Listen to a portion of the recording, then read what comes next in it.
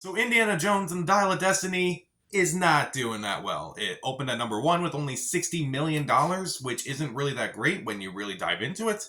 Meanwhile, Insidious came in at number one this past weekend, overtaking Dial of Destiny. Meanwhile, Sound of Freedom has also been doing really well at the box office. So what has caused this movie to underperform at the box office? So I kind of want to take this time to make a video about how this movie may have why this movie underperformed at the box office, why it's not really doing so well, and basically it's kind of like what I did with The Flash. I'm going to take some things from like the Screen Rant article that basically went into detail about like why this movie probably didn't do so well, as well as some things that I feel like were not really that mentioned in those articles, and kind of like maybe this was also a factor too, because Indiana Jones I thought was going to be like a big hit because like, oh, it seemed like it's such an iconic franchise, many people are going to go out to see it, and it turns out many people aren't. It's making like about 60% of what Kingdom of the Crystal Skull made back in 2008, and that is before inflation. That is bad. That is really bad. So this is not going to be a video where I'm going to be making fun of Dial of Destiny that much. You can watch my review on my channel, but I just wanted to go into like all these like factors that kind of led to this movie not really doing that well at the box office. So what maybe didn't work out with this? Well, first off, the huge budget. This movie cost $300 million to make, not including marketing, which they didn't really market this movie, if I'm being honest, but I'll get to that.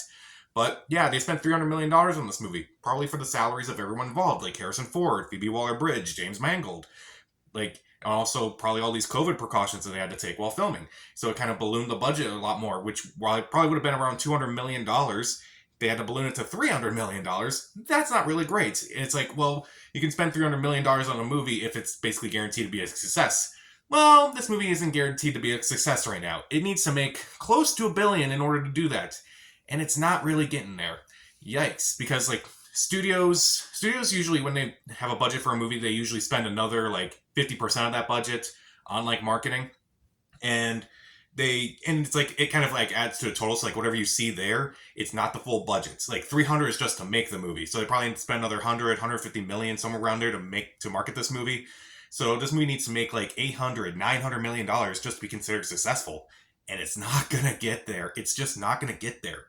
It's crazy that they spent so much money on this. It's like, well, Disney can do no wrong. Well, they've done a few wrongs in the last few years, but this is not going to be a Disney bashing video. But they definitely maybe spent way too much on this movie. Number two, the reviews.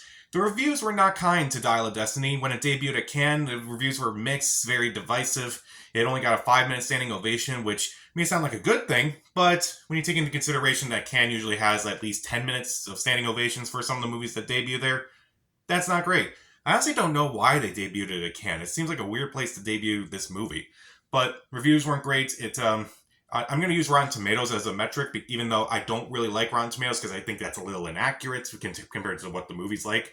And I think like Metacritic is a little bit better because it's the same reviews, just with they actually go into depth with the reviews and they actually like look at the scores that all the critics gave it. But with Rotten Tomatoes, I think people look at that more. And since a movie like Dial of Destiny does not have a certified fresh tomato, it probably didn't do so well. I feel like in the past people just were like, oh, who cares what critics think? We're just going to go to this whatever, or we're not going to go to this movie or whatever. I feel like reviews now do help a movie, especially a big movie like this. Like if the reviews were much better, if it was like a certified fresh rating, I think the movie would have done a lot better. Not to make up for its budget, but at least enough to go, hey, this isn't embarrassing, and it'll probably be number one this weekend instead of Insidious. So, and even Kingdom of the Crystal Skull got a certified fresh tomato. Think about that for a minute. And also, I feel like maybe, I think we're less forgiving these days when it comes to movies, like from big franchises that maybe don't deliver on a movie like this. But I'll get to that in a moment. At number 3, Steven Spielberg is not directing this. That, I think, is a big factor. There are 4 people that kind of make Indiana Jones what it is. Harrison Ford, George Lucas, John Williams, and Steven Spielberg.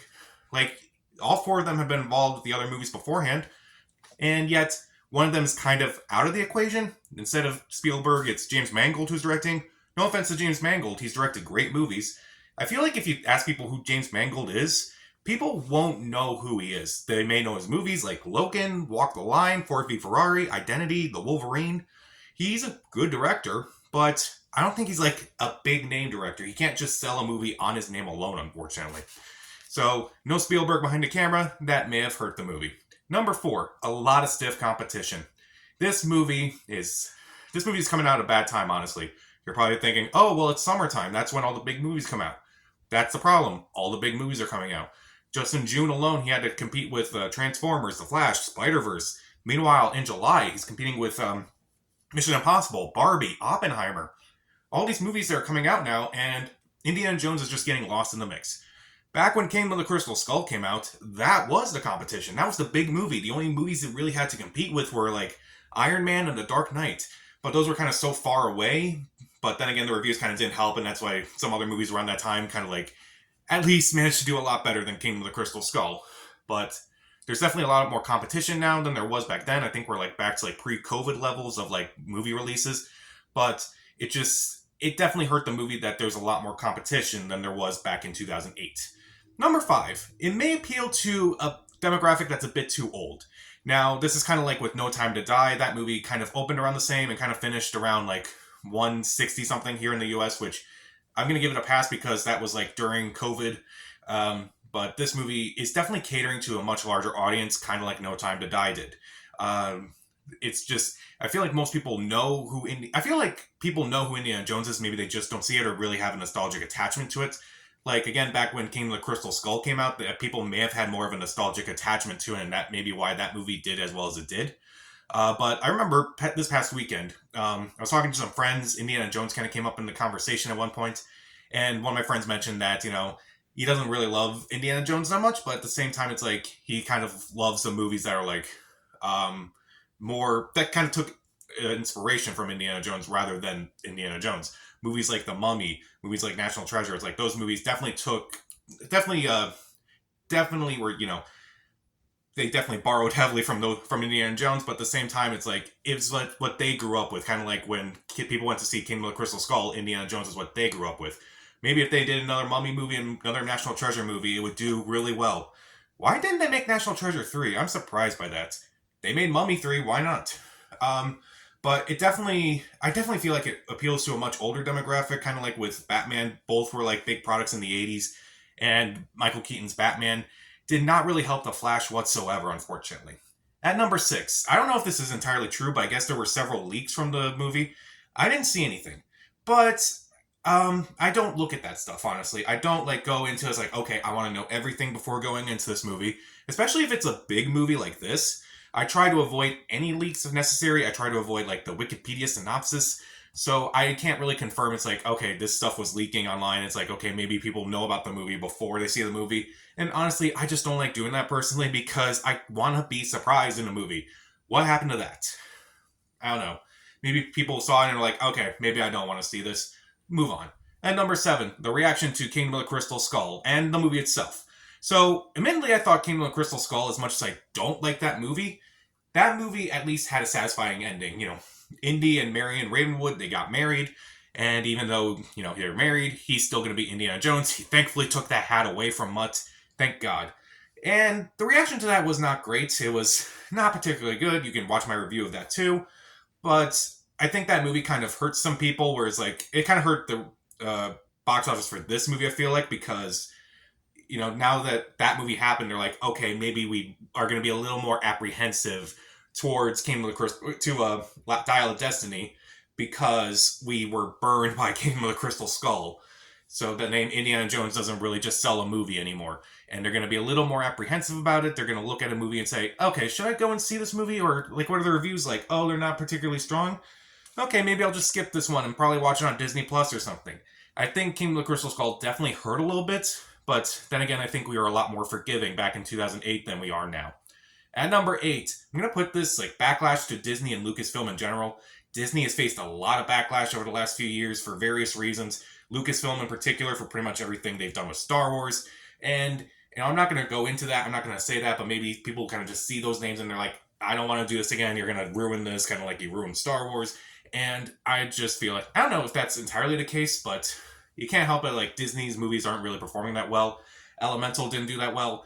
Little Mermaid is not doing too well. Ant-Man and the Wasp didn't do that well. Guardians of the Galaxy did well. But other than that, not a whole lot is doing well with Disney.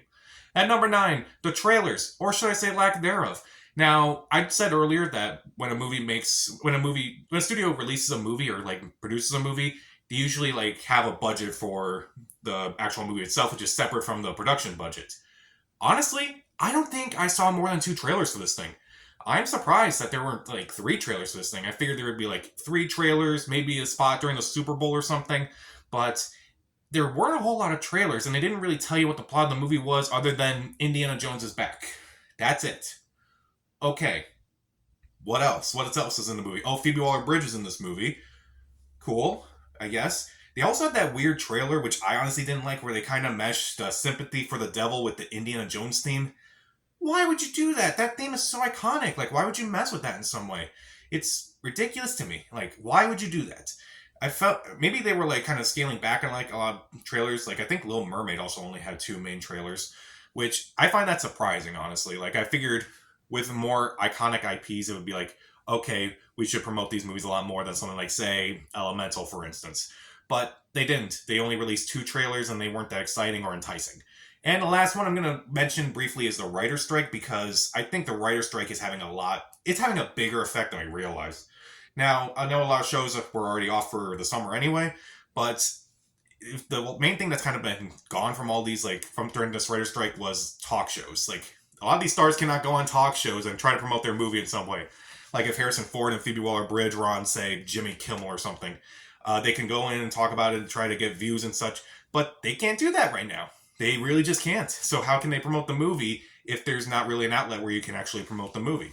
So there's a lot of reasons why this movie may have not done so well, whether that's the huge budget, the reviews, the lack of Steven Spielberg, the massive amount of competition that's going around, the gap between, like, regular audience and like the demographics that the movie is appealing to.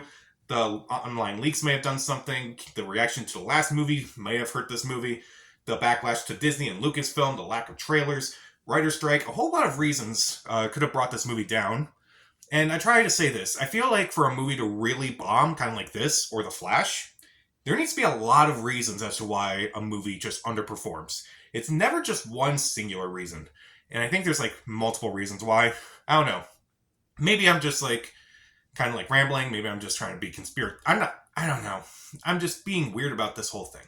So, yeah, definitely is underperforming. Those are the reasons why I saw, like, some of those were from Screen Rant, some of those are on my own, but I feel like it's a big surprise, but I guess it's not too surprising when you really look at it. So, why do you think Indiana Jones 5 didn't do so well? Comment down below, subscribe to the channel. This is Pat. Stay safe.